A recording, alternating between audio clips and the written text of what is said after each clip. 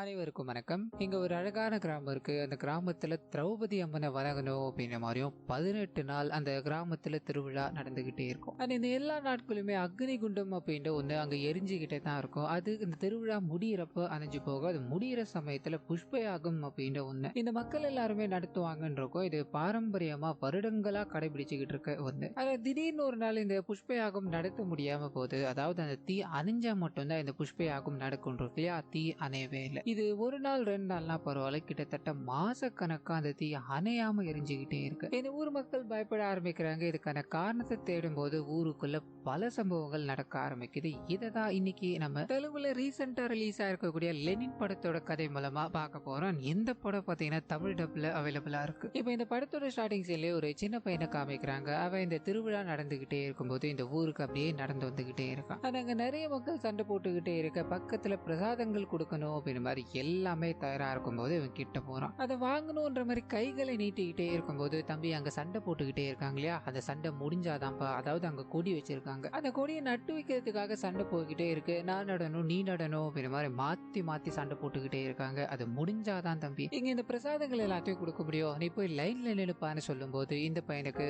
பயங்கரமான பசிதான் இல்லையா? சண்டை போட்டுக்கிட்டே இருக்கவங்கள பாக்குறான். வேக வேகமா அந்த சண்டைக்குள்ள நடுவுல பூந்துகிட்டு அவனுக்கு ஒரு கொடி வச்சிருக்கானுங்களே, அந்த கொடியை அப்படியே எடுத்துக்கிட்டு எல்லாரும் பார்த்துக்கிட்டே இருக்கும்போது வேக வேகமா ஓடி அந்த கோயில் மேல ஏற ஆரம்பிக்கிறான். அந்த கொடியை நட்டு வைக்கும் போது அப்படியே வானம் இடிய ஆரம்பிக்குது, மழை பொழிய ஆரம்பிக்குது. இதை பார்த்ததும் மக்கள் எல்லாருக்கும் பயங்கரமான சந்தோஷம். ஏன்னா இதுக்கு முன்னாடி வரைக்கும் ரொம்ப நாட்கள் ஆயிடுச்சு மழை பெஞ்சு. இந்த பையன் பண்ண நேரம்னு பார்த்து மழை பொழிஞ்சுக்கிட்டு இருக்கு அப்படின்ற மாதிரி சந்தோஷப்பட்டுக்கிட்டே இருக்கும்போது இதே ஊர்ல ஒரு பெரிய மனுஷியா இருக்க ஒரு அம்மா இந்த பையனை பாக்குறாங்க. பையன் கிட்ட பேசணும் அப்படின்ற மாதிரி போக அந்த சமயத்துலதான் இவனுக்கு யாரும் இல்லை அப்படின்ற மாதிரியும் அம்மா அவனோட பேர் என்னப்பான்னு கேட்கும்போது அந்த பையன் தன்னோட பேரை சொல்ல ஆரம்பிக்கிறான். அது கூடவே இந்த அம்மாவோட பையனான வசந்த் அப்படின்ற ஒரு சின்ன பையன் இவனுக்கு சாப்பாடு எல்லாத்தையும் கொடுக்குறா அப்படின்ற விஷயங்கள் இங்க காண்பிக்கும் போது அந்த சின்ன பையன் தான் லெனின் அப்படின்றத நமக்கு இங்க தெளிவுபடுத்திட்டு இந்த கதையானது நகர ஆரம்பிக்குது. அங்கிருந்து கட் பண்ணா பல வருடங்கள் கழிச்சு ஜெயிலுக்குள்ள ஒரு முகம் காட்டப்படாத நபர் இன்னைக்கு ரிலீஸ் ஆகணும் அப்படின்ற மாதிரி எல்லா காரியங்களும் நடந்து முடியுது. தம்பி இந்த மாதிரி ஜெயிலர் வேலை விஷயமா போயிட்டாரு, உனக்கு இன்னைக்கு ரிலீஸ் அப்படின்றதால முன்னாடியே எல்லாத்தையும் பண்ணிட்டு தான் போயிருக்காரு, நீ தாராளமா இங்க இருந்து போய்க்கலான்னு சொல்லும் போது முகம் காட்டப்படாத நபர் அப்படியே அங்கிருந்து கிளம்ப ஆரம்பிக்கிறாரு. கொஞ்ச நேரம் கழிச்சு ஜெயிலர் வந்ததும் இங்க நடந்த விஷயங்கள் எல்லாத்தையும் தெரிஞ்சுக்க ஆரம்பிக்கிறாரு. வெளியில போன அந்த நபர் இருக்கா இல்லையா, எனக்கு முக்கியமான வேலை இருக்கு, அதுவும் வெளியில இருக்கு அப்படின்ற மாதிரி சொல்லிட்டு தான் போயிருக்காரு. இந்த ஒரு வார்த்தை மட்டும் அங்க இருக்க எல்லாரையும் ஒரு மாதிரி உறுத்திக்கிட்டே இருக்க ஜெயிலர் வேக வேகமா அந்த நபர் தங்கிட்டு இருந்தாரு இருக்கு இல்லையா, அங்க போகும்போது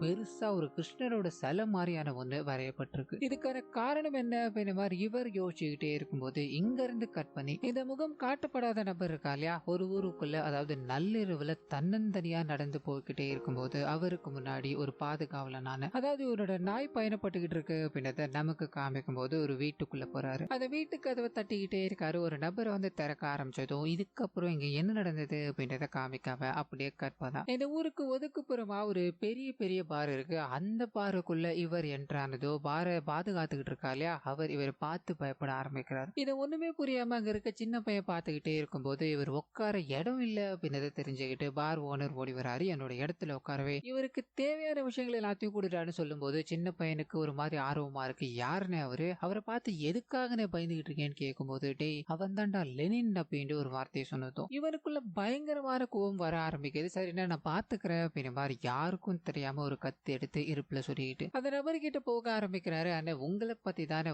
ஊர் முழுக்க பேசிக்கிட்டே இருக்கு, உங்களோட சாப்டர் க்ளோஸ் ஆயிடுச்சு அப்படின்ற மாதிரியும் அவ்வளவுதான் அப்படின்ற மாதிரியும் நிறைய பேர் சொல்லிக்கிட்டே இருக்காங்க. ஆனா இன்னும் வரைக்கும் உங்களோட பேரை சொன்னா கொஞ்சமாவது பயப்படாத ஆள் யாராவது இருக்காங்களான்னு கேட்டா கிடையவே கிடையாதுன்னு. அப்படி என்னதானே இங்க நடந்தது, எதுக்காக இவங்க எல்லாரும் உங்களை பார்த்து பயந்துகிட்டு இருக்காங்க அப்படின்ற மாதிரி சொல்லும் பொழுது இவர் பேச ஆரம்பிக்கிறார். அது கூடவே அந்த ஒயின் ஷாப்ல உட்காந்துக்கிட்டு இருக்காங்க இல்லையா, அவனுக்கு எல்லாருமே இவரையே நோட்டமிட்டுக்கிட்டு இருக்காங்க அப்படின்றத நமக்கு இங்க காமிச்சிட்டு பிளாஷ்பேக் உள்ள போக ஆரம்பிக்குது. சோ திரௌபதி அம்மனை வணங்கிட்டு இருக்க இந்த கிராமம் 18 நாள் இந்த திருவிழாவை கொண்டாடுவாங்க அப்படின்ற மாதிரி இருக்கும். 18 நாளும் தர்மராஜா அப்படின்ற ஒரு பட்டத்தை இந்த ஊர்லயே இருக்க ஒரு பெரிய மனுஷன் சொன்ன இல்லையா, அவங்க தான் கொடுப்பாங்கன்னு இருக்கும். அவங்க அந்த பட்டத்தை கொடுத்தாங்க அப்படின்னா ஊர் திருவிழால இருந்து ஊர்க்காரங்க வரைக்கும் எல்லார்கிட்டயும் ஒரு மரியாதை இருக்கு. சோ இந்த விஷயங்கள் காட்டப்பட்டுக்கிட்டே இருக்க இந்த அம்மாவோட கணவர் பாத்தீங்கன்னா ஒரு ஆக்சிடென்ட்ல இறந்து போயிட்டு இருப்பாரு. ஊர்ல ஒரு பெரும் புள்ளியா இருந்தவர். இதனால ஊர் மக்கள் எல்லாரும் ரொம்ப சோகத்துல இருக்கும்போது இந்த திருவிழா யாருக்காகவும் நிறுத்தக்கூடாது, இது நடந்துகிட்டே தான் இருக்கணும் அப்படின்ற மாதிரி அப்போ இறந்து போன காலகட்டத்துல இவங்க பொட்டு எல்லாத்தையும் வச்சுக்கிட்டு திருவிழால கலந்துக்க ஆரம்பிக்கிறாங்க. இது அப்படியே வருடங்களா தொடர்ந்துகிட்டு இருக்கு அப்படின்னதையும் காமிக்கும் போது இவங்களோட கணவர் இருந்தா இல்லையா,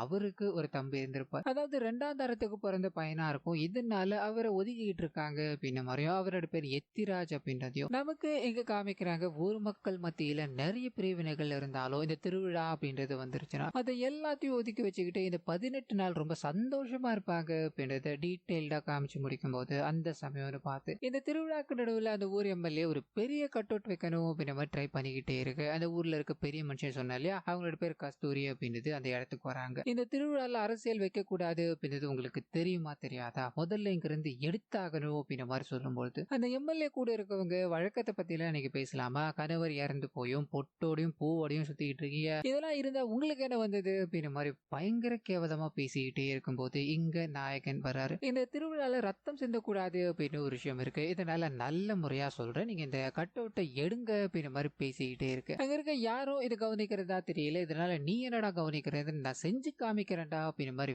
வேகமா அந்த கட் அவுட்டை அடியோட சாய்க்கும் போது அங்க இருக்க எம்எல்ஏ பயங்கர கோபப்பட்டுக்கிட்டு கிளம்ப ஆரம்பிக்கிறாரு. இவனுக்கு ஏதாவது ஒண்ணு பண்ணணும் அப்படின்ற ஒரு தாட்டோட நீ இந்த பக்கம் போனோம் அப்படின்னா பாரதி அப்படின்ற ஹீரோயின் கிட்ட போக ஆரம்பிக்குது. அவங்க வெளியூர்ல இருந்து படிச்சு முடிச்சுட்டு இந்த ஊருக்கு தன்னோட அப்பா கூட இருக்கணும் அப்படின்ற மாதிரி வர ஆரம்பிக்கிறாங்க. வந்த முதல் நாளே நாயகனை இடக்கு முடக்கா சந்திக்கிறாங்க.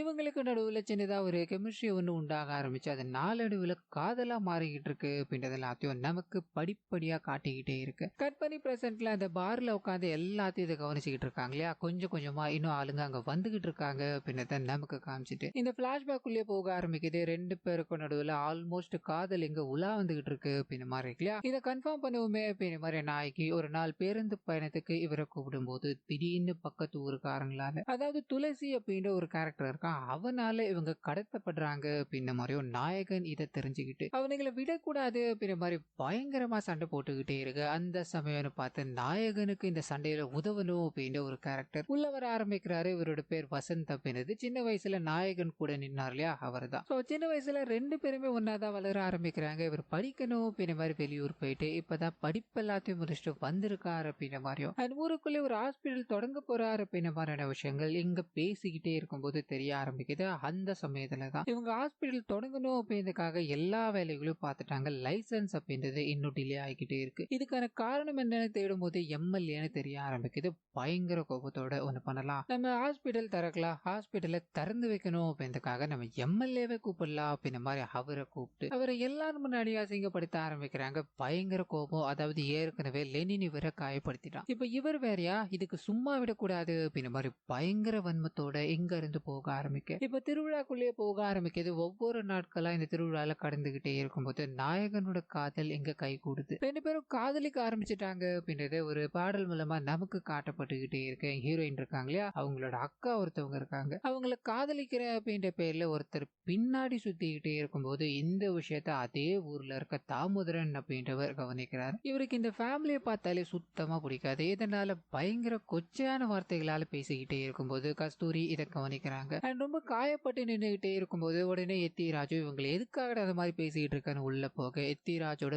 பிறப்பை பத்தி தப்பா பேசுறாங்க. இதை கஸ்தூரி தட்டி கேட்பாங்க அப்படின்ற மாதிரி எதிர்பார்த்துக்கிட்டே இருக்கும்போது எனக்கு எல்லா இடத்துலயுமே உன்னாலதான் வேதனைகள் வந்துகிட்டே இருக்கு, என்னோட கணவர் மாதிரி அவங்களோட அம்மாவுக்கு பிறந்திருந்த அப்படின்னா நீ இந்நேரம் இங்க இருந்திருப்ப, நீ எவனுக்கோ பிறந்தவன் தானே, இதுல வேற இந்த ஊரோட தலைமை பொறுப்பு தர்மராஜ் ஆகணும் அப்படின்ற ஆசை வேற, இதெல்லாம் கனவுல கூட நடக்காது அப்படின்ற மாதிரி கேவலமா பேசிட்டு போகும்போது இவருக்கு ஒரு மாதிரி சோகமாயிடுது. சொந்தக்காரங்களே எப்படி சொன்னா எங்க போறது, என்னைக்காவது ஒரு நாள் நான் நினைச்ச விஷயங்கள் நடக்கும் அப்படின்ற மாதிரி புலம்பிக்கிட்டே இருக்கு. நாயகன் உள்ள வர ஆரம்பிக்கிறாரு. என்னப்பா உன் அம்மாவை, அதாவது உன் பெரியமாவை சொன்னது கோவம் வருதா, டே நீ போங்கடா, எனக்கு யாருமே வேண்டாம்டா அப்படின்ற மாதிரி பயங்கர போதையில புலம்பிக்கிட்டே இருக்கும்போது அப்ப யாரும் அங்க நடந்து போய்கிட்டே இருக்க மாதிரி தெரிய ஆரம்பிக்குது. லைட் அடிச்சு பார்க்கும்போது ஹீரோயினோட அக்கா இருக்காங்க இல்லையா, அவங்களோட பேர் வைத்தியகி அப்படின்றது, அவங்க தான் அங்க நடந்து போயிட்டு இருக்காங்க. இவருக்கு இதை பார்த்ததும் ஒன்றும் புரியல. காரணம் என்ன அப்படின்னா அந்த வசந்த் இருக்காரு, அவரை கல்யாணம் பண்ணிக்கணும் அப்படின்ற மாதிரி இவங்களுக்கு பேசி முடிச்சிட்டாங்க. அது இந்த திருவிழா முடியறதுக்குள்ளேயே கல்யாணத்தை பண்ணிக்கலாம் அப்படின்ற மாதிரியும் பேசி வச்சிருப்பாங்க. கல்யாணத்தை வச்சுக்கிட்டு இவங்க என்ன ஊருக்கு வெளியில போய்கிட்டு இருக்காங்க அப்படின்ற மாதிரி அவங்கள ஃபாலோ பண்ணிட்டு போய்கிட்டே இருக்கும்போது திடீர்னு அவங்க ஒளிஞ்சுக்கிறாங்க. இவர் தேடி பாக்குறாரு, அவங்க எங்கேயுமே இல்ல அப்படின்றத தெரிஞ்சுக்கிட்டு வீட்டுக்கு போக அடுத்த நாள் காலையில இந்த வைதேகி இருக்காங்க இல்லையா, அவங்க தன்னோட காதலனோட, அதாவது நான் ஒரு பையனை காதலிச்சேன், அந்த பையனோட என் வாழ்க்கையை நான் தேடிக்கிறேன், இதுக்கு மேல என்ன தேட வேண்டாம் அப்படின்ற மாதிரி அங்கிருந்து போயிட்டு இருப்பாங்க. சோ இந்த விஷயம் லெட்டர் மூலமா இவங்களுக்கு தெரிய ஆரம்பிச்சதும் இவங்க ரொம்ப கஷ்டப்பட ஆரம்பிக்கிறாங்க. என்னோட மரியாதை எல்லாமே போயிடுச்சு, எங்களை மன்னிச்சிருங்க அப்படின்ற மாதிரி கஸ்தூரி அம்மா முன்னாடி கையை கட்டி நிற்கும் போது இவங்க எதுவுமே பேசாம மௌனமா இருக்காங்க. அந்த சமயத்துல தான் கூட இருக்கவங்க முதல் பொண்ணு ஓடி போயிட்டா அப்படின்ற மாதிரி அசிங்கப்படலாம். இந்த இழந்த அசிங்கத்தை மீட்டெடுக்கணும் அப்படின்னா உங்களோட ரெண்டாவது பொண்ணு இருக்காங்க இல்லையா, இதே முகூர்த்தத்துல உங்களோட ரெண்டாவது பொண்ணு வசந்துக்கு கல்யாணம் பண்ணி வச்சா என்ன அப்படின்ற மாதிரி கேட்கும்போது இதை அவங்க ஏத்துக்கிறாங்க. உடனே வசந்த் கிட்ட போயும், தம்பி இதை நீங்க வேண்டான்னு சொல்லக்கூடாது, என்னோட முதல் பொண்ணு பண்ண தப்புக்கு நான் இப்படிதான் தம்பி பிராய்ச்சித்தம் தேடி ஆகணும் அப்படின்ற மாதிரி கையை பிடிச்சி கேட்டுக்கிட்டே இருக்கும்போது இவர் தன்னோட மாமா யார்கிட்டயும் அசிங்கப்படக்கூடாது, இதனால இதை நான் ஏத்துக்கிறேன் அப்படின்ற மாதிரி அவங்கள அங்கிருந்து அனுப்பி வைக்கும் போது அவங்க வெளியில போன உடனே இந்த கஸ்தூரி அண்ட் கூட ஒரு நபர் பேசினா இல்லையா, அவங்க ரெண்டு பேரோட முகமும் மாற ஆரம்பிக்குது. ஒரு சின்ன விஷயத்த ரிவீல் பண்ணவும் ஆரம்பிக்கிறாங்க. இவங்க ரெண்டு பேரும் அந்த வைதேகி பின்னாடி ஒருத்தன் சுத்திக்கிட்டு இருக்கா அப்படின்றத நோட் பண்ணாங்க இல்லையா. நெருப்பு இல்லாம புகையாது, இவ்வளவு தூரம் வரைக்கும் வந்து தைரியமா தன்னோட காதலை சொல்லிக்கிட்டு இருக்கான் அப்படின்னா கண்டிப்பா அந்த பொண்ணும் அலோவ் பண்ணிருக்கணும். அது இவங்க ரெண்டு பேருக்குள்ளயும் காதல் இருந்திருக்கணும். இதனால என்னோட பையனோட வாழ்க்கையில நாளைக்கு பாதிப்பு வரக்கூடாது இல்லையா, இதனால எனக்கு எப்படி ஒரே ஒரு பையன் இருக்கானோ அதே மாதிரி அந்த நீலகண்டன், அதாவது அந்த பொண்ணோட அப்பாக்கும் ஒரே ஒரு பொண்ணு தான் இருக்கணும் அப்படின்ற மாதிரி முடிவு பண்ணி அன்னைக்கு நைட்டு பிளான் பண்ணி இந்த பொண்ணை வர வைக்கிறாங்க. அது கூடவே காதலிக்கிற அப்படின்ற மாதிரி சுத்திக்கிட்டு இருந்தா இல்லையா, அவனையும் வர வச்சு துடி துடிக்க சாகடிச்சிட்டாங்க அப்படின்ற மாதிரியும் அண்ட் விஷயம் வெளியே போகக்கூடாது அப்படின்றதுக்காக நான் ஓடி போயிட்டேன் அப்படின்ற மாதிரி லெட்டரை இங்க நீட்டும் பொழுது இங்க இருக்க எல்லாருமே அவங்க ஓடி போயிட்டாங்கன்னு நினைச்சுக்கிட்டு இருக்காங்க. ஆனா இந்த கஸ்தூரிக்கும் கூட இருக்கவங்களுக்கு தான் தெரியும் அவங்க இறந்து போயிட்டாங்க அப்படின்ற விஷயம். ஸோ ரெண்டாவது பொண்ணோட கல்யாண ஏற்பாடுகள் நடந்துகிட்டே இருக்கு. இந்த விஷயம் நாயகனுக்கு போக ஆரம்பிக்குது. நாயகன் கூடவே இருக்க அந்த எத்திராஜும், என்னடா நினைச்சுக்கிட்டு இருக்க, நீ கல்யாணம் பண்ணிக்கணும் அப்படின்ற மாதிரி ஆசைப்பட்ட பொண்ணு, காதலிக்கிற பொண்ணு வேற ஒருத்தனுக்கு கழுத்தை நீட்ட போறா, இது உன்னால தடுக்க முடியாதா, நீ நினைச்ச இந்த கல்யாணத்தை நிறுத்தலாமேடான்னு சொல்லிக்கிட்டே இருக்கு. இவருக்கு என்ன முடிவு எடுக்கிறதுன்னு தெரியல. சின்ன வயசுல இருந்தே வசந்தோட தான் வளர்ந்துருக்கும். ஏற்கனவே அவனோட முதல் கல்யாணம் நின்று போயிடுச்சு. இப்ப இதே நிறுத்திட்டோம் அப்படின்னா இதை விட கேவலமான செயல் அப்படின்றது ஒண்ணுமே இருக்கவே போறது கிடையாது. சின்ன வயசுல இருந்து எல்லாத்தையும் விட்டு கொடுத்து வளர்ந்து நான் பழகிட்டேன், இதனால என்னோட காதலையும் நான் விட்டு கொடுத்துடுறேன் அப்படின்ற மாதிரி கண்ணீரோட அங்கிருந்து போக ஆரம்பிக்க. ஆனா இந்த எத்திராஜ் இருக்கா இல்லையா, கண்டிப்பா இதை நம்ம ஏதாவது பண்ணி ஆகணும். கரெக்டா தாலி கட்டுறப்போ பொண்ணு தூக்கி இவனுக்கு கல்யாணம் பண்ணி கொடுத்துடலாம் அப்படின்ற மாதிரி நிறைய ஆளுங்களோட, அதாவது கூட இருக்க ஃப்ரெண்ட்ஸுங்களோட இந்த இடத்துக்கு இறங்க ஆரம்பிக்கிறாரு. திருவிழா ஒரு பக்கம் நடந்துகிட்டே இருக்கு, இங்க கல்யாண ஏற்பாடுகள் நடந்துகிட்டே இருக்கு. இதுல எங்கேயுமே லெனின் அப்படின்றவர் இல்லவே இல்லை. இந்த விஷயம் வசந்துக்கு தெரிய ஆரம்பிக்குது. லெனின் இல்லாம இந்த கல்யாணம் நடக்கிறது என்னமோ எனக்கு தப்பா இருக்கு, அவ இங்க வந்தாகணும், எங்க இருக்கா அவ அப்படின்ற மாதிரி தேடிக்கிட்டே இருக்கும்போது அந்த சமயம் பார்த்து எத்திராஜ் எல்லா பிளானையும் போட்டா இல்லையா, அது நடத்தலான்னு போகும்போது பட்டுனி ஹீரோயின் அங்க இருக்க எல்லாருக்கும் ஷாக் கொடுக்க ஆரம்பிக்கிறாங்க. எனக்கு இந்த கல்யாணத்துல விருப்பம் இல்லை அப்படின்றதா அந்த ஷாக். இதை கேட்டதும் அங்க இருக்க எல்லாரும் ஒரு மாதிரி ஆயிடுறாங்க. என்னமா நினைச்சுக்கிட்டு இருக்க, இதை இப்பதான் சொல்லுமான்னு கேட்கும்போது இப்போ சொல்லலாம் என்னோட வாழ்க்கை போயிடும்பா, எனக்கு இந்த புடவை பிடிச்சிருக்கா, நகைகள் பிடிச்சிருக்கா அப்படின்ற மாதிரி கேட்டீங்க, ஆனா எனக்கு இந்த கல்யாணத்துல விருப்பம் இருக்கா, மாப்பிள்ளைய பிடிச்சிருக்கா அப்படின்ற மாதிரி ஒரே ஒரு இடத்துல கூட அம்மாவும் சரி நீங்களும் சரி இங்க எங்கேயுமே கேட்கலையாப்பா. என்னோட சுதந்திரம் அப்படின்றது இங்க எங்க பாருக்கு. அது மட்டும் இல்லாம வசந்த் கிட்ட, அதாவது வசந்த் கிட்ட போறாங்க, இவங்க தான் இந்த வேலைகளை பார்த்துட்டாங்க அப்படின்னா நீங்க என்ன பண்ணிருக்கணும், ஒரு கல்யாணம் முடிஞ்சிருச்சு அப்படின்னா இன்னொரு கல்யாணமா, இது என்ன பொம்மை மாத்திர விஷயமா அப்படின்ற மாதிரி கேட்டிருக்கணுமா இல்லையா. ஆனா நீங்க இது எதுவுமே கேட்கலையே அப்படின்ற மாதிரி பேசிக்கிட்டே நான் லெனினை காதலிக்கிற அப்படின்ற விஷயத்த சொல்லும் போது இந்த சைடு வசந்த் இருக்கா இல்லையா, இதை கேட்டு ஒரு மாதிரி ஆகுறாரு. இந்த விஷயங்கள், அதாவது இந்த கல்யாணம் நடக்கல அப்படின்றத நீ ஃபீல் பண்ணவே வேண்டாமா, நீ இப்ப சொன்னல அது கரெக்டான விஷயம், கல்யாணம் ஆயிருந்தது அப்படின்னா ஒவ்வொரு நாளும் உன்னோட வாழ்க்கையை அழிச்சிட்ட அப்படின்ற எண்ணம் எனக்குள்ள ஓடிக்கிட்டே இருந்திருக்கும். லெனின் எங்கடா இருக்கா, நீ அவங்க கூட வாழ்றதுதாமா கரெக்ட் அப்படின்ற மாதிரி சொல்லி லெனின் ஒரு இடத்துல பயங்கர போதையில உட்காந்துக்கிட்டே இருக்கும்போது அந்த இடத்துக்கு கூட்டு போக ஆரம்பிக்கிறாரு. உங்க ரெண்டு பேருக்கும் பயங்கரமான பனிஷ்மெண்ட் கொடுக்க போறேன். அது என்ன தெரியுமா, நீங்க ரெண்டு பேரும் இவ்வளவு நாள் காதல சொல்லாம மறைச்சிட்டீங்க இல்லையா, இந்த இடத்துல நீ அவளுக்கு தாலி கட்டணும், இதுதான் நான் கொடுக்க போற பனிஷ்மெண்ட் அப்படின்ற மாதிரி சிரிச்சுக்கிட்டு லெனினை தாலி கட்ட சொல்லும் போது திடீர்னு அங்கிருந்து நிறைய ஆளுங்க கண்ணா பின்னான்னு இவங்களை சாகடிக்கணும் அப்படின்ற மாதிரி வர ஆரம்பிக்கிறாங்க. நிறைய ரத்த காயங்களோட, அதாவது அந்த வசந்த் இருக்காலே குத்தப்பட்டுட்டான், நிறைய ரத்த காயங்களோட நின்றுகிட்டே இருக்கும்போது எங்க லெனின் பயங்கரமா சண்டை போட்டுக்கிட்டே இருக்க கட் பண்ணா பிரசன்ட்ல அங்க இருக்க போலீஸ்காரங்களுக்கு தெரிஞ்சு போயிடுச்சு லெனின் ஒரு நோக்கத்தோட தான் வெளியே போயிருக்கான், நம்மளோட கடமையை நம்ம பார்த்தாகணும், அதை தடுத்தாகணும் அப்படின்ற மாதிரி வேக வேகமா அந்த இடத்துக்கு போகலாம் ட்ரை பண்ணிக்கிட்டே இருக்கு. இங்க லெனின் உட்காந்துக்கிட்டே இருக்கா இல்லையா, அவரோட முகத்தையே இப்பதான் நமக்கு காமிக்கிறாங்க. அந்த சின்ன பையனும் இதை கேட்டுக்கிட்டே இருக்கும்போது, அண்ணா இதை எல்லாத்தையும் பண்ண சொன்னது யாருன்னா, இதுக்கு பின்னாடி யாருன்னா இருக்கா அப்படிங்கிற மாதிரி கேட்டுக்கிட்டே இருக்கும்போது ஒட்டுமொத்த ரவுடி கேங்கும் அதே பார்ல தான் இருக்காங்க. ஸோ எல்லாருமே நாயகன், அதாவது இவரோட ஃபிளாஷ்பேக்ல நிறைய பகைகள் சம்பாரிச்சா இல்லையா, அந்த பகைகளை சம்பாரிச்ச எல்லாருமே தான் இங்க உட்காந்துக்கிட்டு இருக்காங்க. அவர் சொல்ற ஒவ்வொரு விஷயங்களையும் கேட்டுக்கிட்டே இருக்கும்போது, அன்னைக்கு அதை கொலை பண்ண சொன்னது யார் அப்படின்றது எனக்கு தெரிஞ்சிருச்சு. நான் அவனோட தான் வந்தேன். இங்க இருக்க யாருமே அதை கவனிக்கலையா அப்படிங்கிற மாதிரி அவரோட பேக்ல இருந்து ஒரு தலை எடுத்து வைக்கும்போது எல்லாருக்குமே பயம். அது அங்க இருக்கிற தலை யாருடையது அப்படின்னா, எத்திராஜ் அப்படின்னு ஒரு கேரக்டர் இருந்தா இல்லையா, எனக்குன்னு ஒரு நாள் வரும் அப்படிங்கிற மாதிரி காத்துக்கிட்டு இருந்தாரு, அவரோட தலை தான். ஸோ வெளியில வந்ததும் முதல் வேலையா ஒரு வீட்டு கதவை தட்டி இருப்பாரு, அது அவரோட வீடு தான். அவரோட வீட்டுக்கு போய் அவரோட தலையை வெட்டிக்கிட்டு தான் இந்த இடத்துக்கு வந்திருக்காரு அப்படின்ற விஷயம் தெரிய ஆரம்பிச்சதும் எல்லாரும் உறைஞ்சு போய் நிற்கும் போது மறுபடியும் பிளாஷ்பேக் உள்ளே போகுது. இந்த எத்திராஜ் கூட இருக்க எல்லாராலையுமே ஒரு மாதிரி கேவலப்படுத்தப்பட்டுக்கிட்டே இருக்கா இல்லையா, எனக்குன்னு ஒரு நாள் வரும், அன்னைக்கு இழந்ததை நான் பிடிப்பேன் அப்படின்ற மாதிரி இவருக்குள்ள வன்மம் உருவாக்கிட்டே இருக்கும். அந்த தர்மராஜ் பதவியை இவருக்கு வேணும் அப்படின்ற மாதிரியும் அந்த கஸ்தூரி கிட்ட போய் கேட்க, நீ யாருக்கு பிறந்த, நீ எங்களோட குடும்பமே கிடையாது, உனக்கு இந்த பதவி கேக்குதா அப்படின்ற மாதிரி கேவலப்படுத்தியும் அனுப்பி வச்சிருப்பாங்க. இதனால பயங்கர கோபத்துல இருக்காரு. அந்த சமயத்துல தான் வேற ஒரு விஷயத்தையும் பார்க்க ஆரம்பிக்கிறாரு. கஸ்தூரி அந்த வைதேகியை கொலை பண்ணு அப்படின்ற மாதிரி ஆரம்பிச்சிருப்பாங்க இல்லையா, அதை இவர் கவனிச்சுட்டாரு, உள்ளுக்குள்ளே வச்சிருக்காரு. ஏன்னா சரியான நேரம் பார்த்து வெளியில சொன்னோம் அப்படின்னா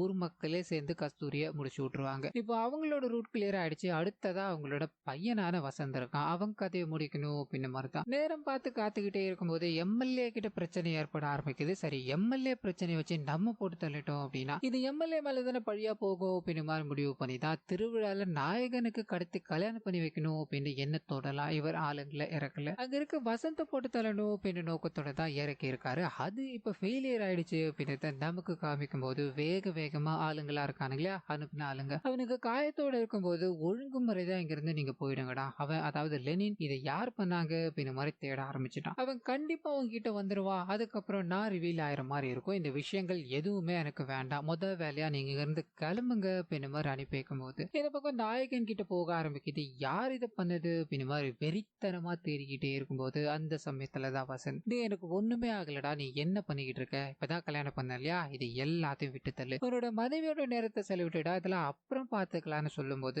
நாயகன் அப்படி பொறுமையாய் இவர் மனைவியோட நேரங்களை செலவழிக்க ஆரம்பிக்கிறாரு. அந்த சமயத்துல தான் இவங்களுக்கு குழந்தை பிறக்க போகுது அப்படின்ற ஒரு செய்தி. இதனால இவருக்குள்ள பயங்கரமான சந்தோஷம். எல்லாமே நல்லா போய்கிட்டே இருக்கும்போது எத்திராஜ் இந்த வேலைகள் எல்லாத்தையும் பார்த்தாரு அப்படின்றது எம்எல்ஏ கேங்குக்கு தெரிஞ்சு போயிடுச்சு. ஸோ நம்ம தனித்தனியா ஒர்க் பண்றதை விட நம்ம ஒன்னா ஒர்க் பண்ணுவோம் அப்படின்னா அந்த குடும்பத்தை காலி பண்ணிடலாம், அதுக்கப்புறம் உனக்கு தேவையான விஷயங்கள் எல்லாத்தையும் அடைஞ்சிக்கலாம் அப்படின்ற மாதிரி ஒரு பையனை வேலைக்கு சேர்க்கிறாங்க. அதாவது வசந்த் இருக்கா இல்லையா, அவரோட ஹாஸ்பிட்டல்ல ஒரு பையனை வேலைக்கு செய்யறாங்க. அவர் எப்பப்பெல்லாம் எங்கெங்க போறாரு அப்படின்ற எல்லா விஷயங்களையும் அந்த பையன் அப்டேட் பண்ணிக்கிட்டே இருக்கா. அந்த சமயத்துல தான் ஒரு 8 மணி வாக்குல சொந்தக்காரருக்கு வசந்த் ஊசி போட போறாரு அப்படின்றது தெரியுது. ஸோ இதை பயன்படுத்தி வசந்தை போட்டு தள்ளிடலாம் அப்படின்ற மாதிரி எல்லா வேலைகளையும் பண்ணிக்கிட்டே இருக்கும்போது அந்த சமயத்துல தான் இந்த கூடியிருக்க எல்லாருக்குமே ஒரு ட்விஸ்ட். இவங்க ட்ராப் எல்லாத்தையும் செட் பண்ணிட்டு அவன் அதுல கால் வச்சது வெடிச்சு சதுருவா அப்படின்ற மாதிரி காத்துக்கிட்டே இருக்கும்போது, தம்பிங்களா இதுக்கு பின்னாடி யார் யார் இருக்கீங்க அப்படின்றது கிளியரா தெரிஞ்சு போயிடுச்சு. உங்களுக்காக நான் ஒரு கதை சொல்லவா அப்படின்ற மாதிரி ஓரமா உட்காந்து இங்க நடந்துகிட்டு இருக்க